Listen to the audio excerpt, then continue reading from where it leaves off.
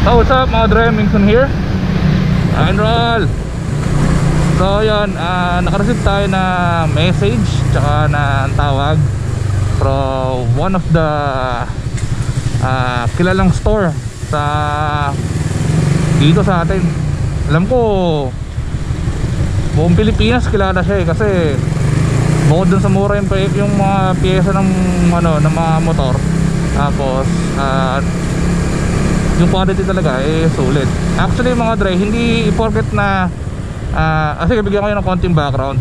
Matagal na akong bumibili sa kanila ng piyesa. At as in talagang yung mga Racing Boy parts o sa parts ko sa Raider J ko, kahit dito sa Raider 150 Fi ko, pati yung RK Takasago na chain and sprocket, lahat yun sa kanila ko binili. So hindi forget sa kanila ako bumibili. Kaya ako nasasabi itong mga to. Mga dre, kasi yun yung totoo. So mura talaga yung mga pyesa sa kanila. And hindi ka makakabili ng peke pagka sa kanila ka bumili. Sure na sure yun mga dre. And unfortunately nakapatay kasi yung cellphone ko kapag natutulog ako. Medyo tanghali yata ako nagising nun, mga 9:30 yata. So yun, nung pagkagising ko, na-receive ko kagad yung text message ni Sir Philip, kung sinong may-ari na Ace Precision Parts or Ace Precision Motor Parts, na kung saan doon tayo pupunta. So sabi niya hindi niya raw ako matawagan dahil yun nga, nakapatay nga yung cellphone ko. Tapos tinatanong niya kung what time ko daw siya kung what time daw ba ako pwede tawagan. Kasi yun, nung nag-reply naman ako, tumawag naman agad siya. So yun, nakapag-usap kami. So sabi niya gusto niya yung mga ginagawa ko sa mga pag-vlog ko. Kaya yun, i-discuss namin kung ano yung mga ginagawa ko sa vlog, yung mga content ko.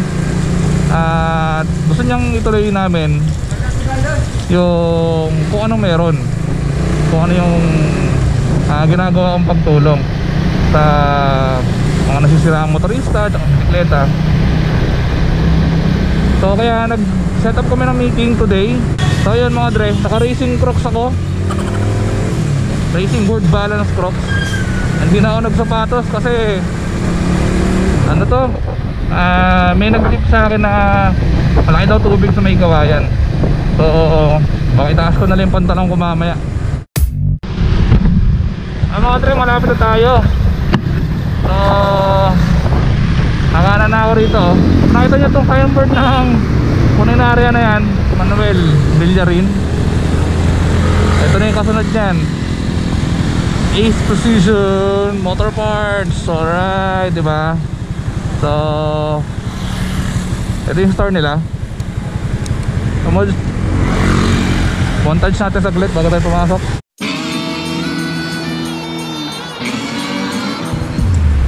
Alright, nasa po tayo. Alright, dito na tayo mga dre. So medyo nabasa ng bahagya yung paa ko, but it's okay. Ang mahalaga yung importante, diba? Ito naman yung mga dre, display pa lang, lulupit na. Pero gaya na sabi ko sa inyo kanina mga dre, mura mga pyesa talaga dito. Naaayon siya dun sa pyesa niya talaga.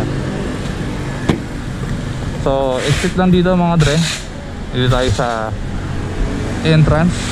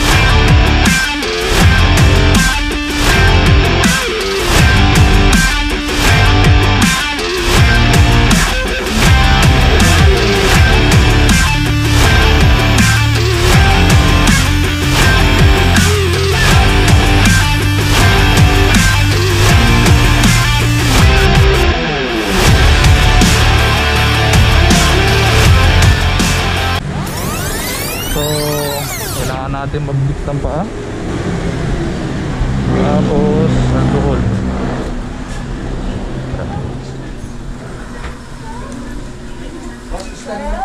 Ay! Saan? Ayun! Paano to? Oo.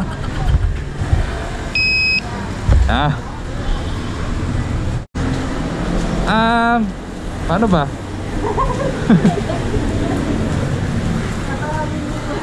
Tama. Ayun, sir.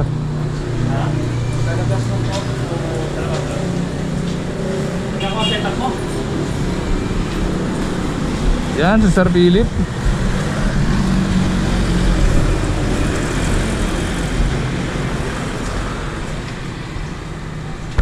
So, dito na yung setup ng motor natin.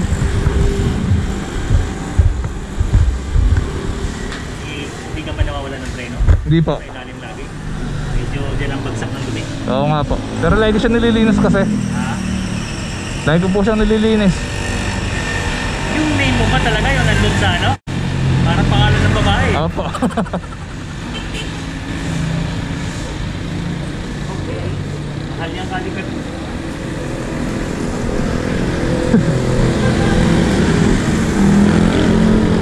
Hindi ko pang Raider na bagsak. Pang ano po yan? Sniper 150. Kaya nga. So hindi rin pala mamamount ng diretso dito yung ano, yung caliper natin. Kapag ginamit po natin yung Pang Raider. pang Raider na bracket. Hindi yung stock ng Raider na bracket pasok dito. Hindi po eh. Ayun, di ba? Papasok siya dito. Opo, papasok. Pero yung layo, Hindi po. 300 mm ba to o 298 lang? 300 po yan eh. Hindi papasok dapat. Kaya lang hindi lang makasumay sa... Masayad po dito. Oo, 298 si... Raider. stock ng Raider. Cannot be for the moment. Malaking babaguhin pala. Opo. Anyway, tingnan natin kung paano natin ayusin yung lupan. Sige. Sige po. Dapat maganda po. Relax ha. Kaya nga muna ako ng spray mo. I-disinfect ko muna.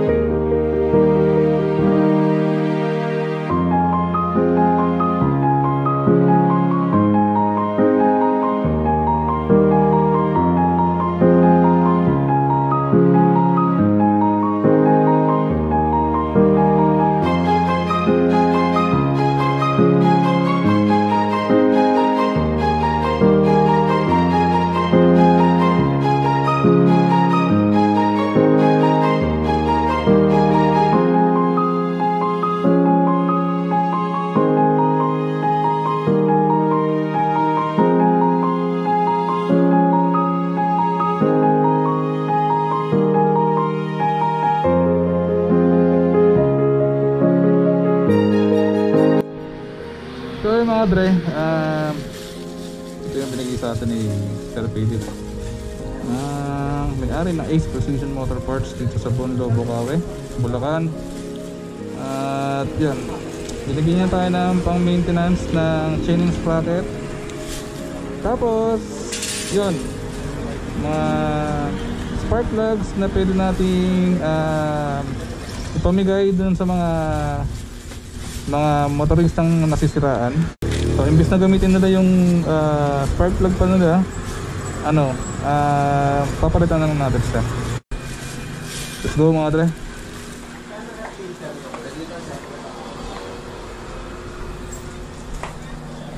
Sir, pakisabi na lang kay Sir Philip. Malis na ako. Thank you.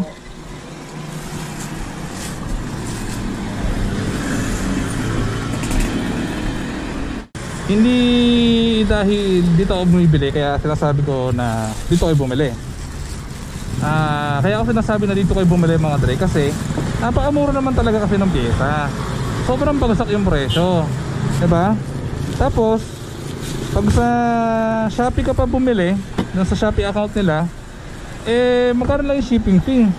Minsan 45 pesos lang kapag mga single up to 3 1 up to 3 items lang yung orderin mo, di ba?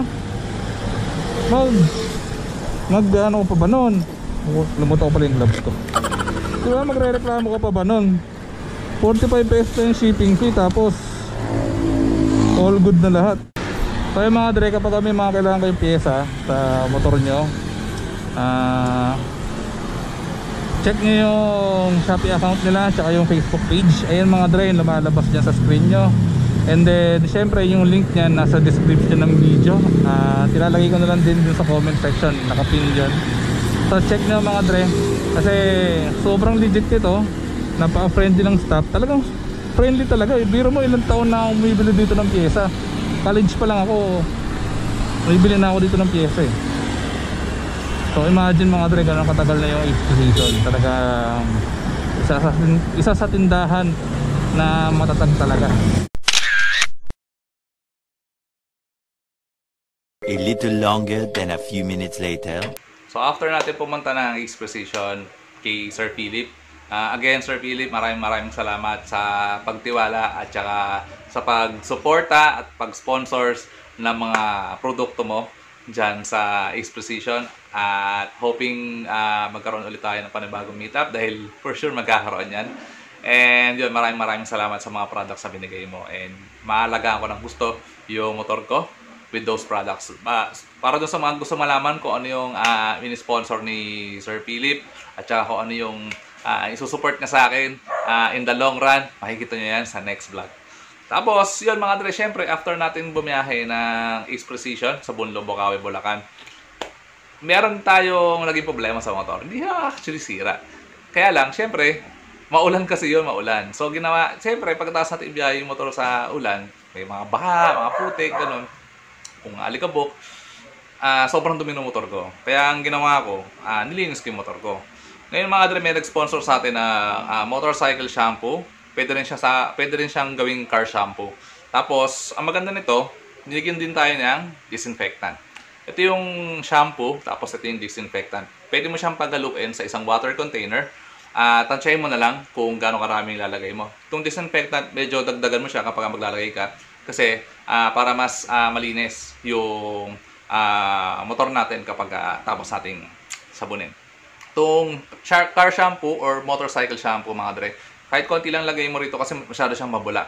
At ang maganda rito, both items ay mabango siya. Hindi siya masakit sa ilong, hindi siya amoy gamot.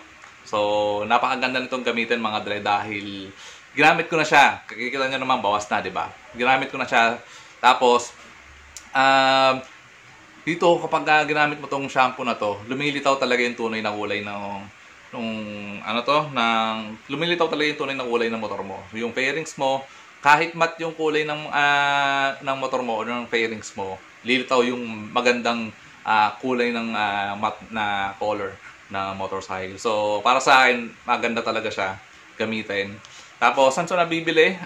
Yan, makikita nyo sa screen yung Facebook account niya, si EJ Lim. Andyan din yung contact number sa baba. Tapos, wala pa siyang physical store as of this time.